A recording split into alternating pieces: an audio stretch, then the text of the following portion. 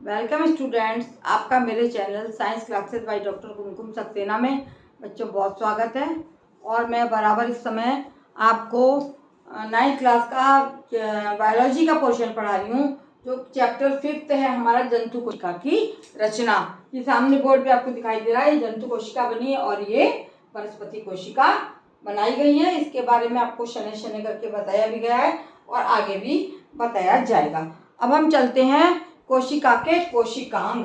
कोशिका के अंतर्गत जितनी चीजें आ जाती हैं, जैसे ये माइटोकॉन्ड्रिया है या आपका अंतःप्रदब्बी झिल्ली है, गोल्जी काय है, हरित लवक है, रिक्तिका है, राइबोसोम है, ये सब क्या कहलाते हैं? कोशिकांग। और सबसे प्रमुख कोशिकांग है केंद्रक।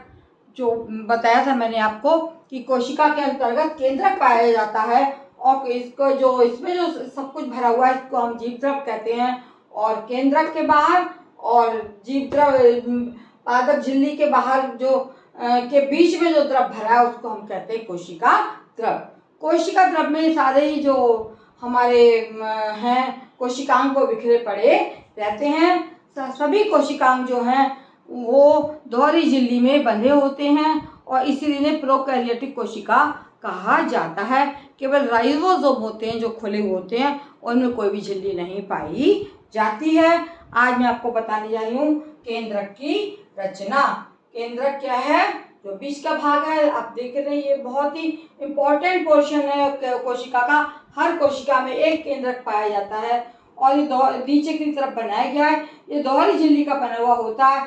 इसमें एक अंतःकला होती है और ये बाहर कला होती है। और इनके जो खुले पार्ट हैं उनसे कौन सी अंतःप्रदब्बी झिल्ली जोड़ी हुई है, जिसमें राइबोसोम ये छोटे छोटे काले काले लगे हुए आपको दिखाई दे रहे हैं। तो ये राइबोसोम जो है वो प्रोटीन संश्लेषक का कार्य करते हैं। अंतःप्रदब्बी झिल्ली जितना भी एनाबॉलिज्म कैटाबॉलिज्म है उसको प्रसारित करती है, उसको पास आउट करती है। और इसके अंदर जो है एक और केंद्रिका पाई गई है। आपने देखा छोटा सा एक और केंद्रक बना है, ये केंद्रिका कहलाती है। और इसके केंद्रिका के अंदर जो क्रोमोसोम्स पड़े हैं, अंतः केंद्रीय गुणसूत्र जिन्हें कहते हैं, केंद्रीय द्रव में गुणसूत्र पाए जाते हैं। इस केंद्रक की खोज 1831 में रॉबर्ट ब्राउन ने की थी और रॉबर्ट ब्राउन वैज्ञानिक ने इसको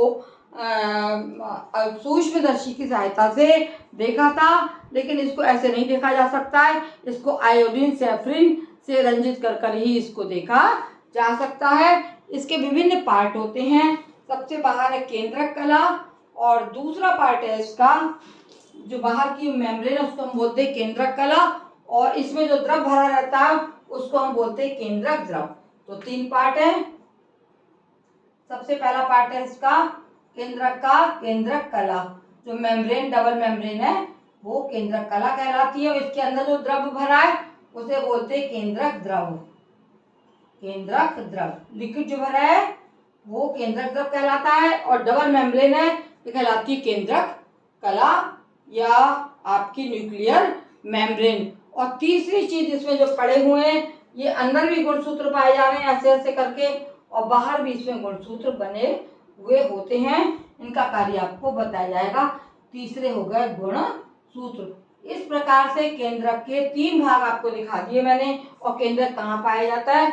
हर कोशिका में केंद्रक पाया जाता है और इसके तीनों ये पार्ट हैं। इनकी रचना आप समझ लीजिए। इसके कार्य में आपको अगले लेक्चर में आपके बताऊंगी। धन्यवाद।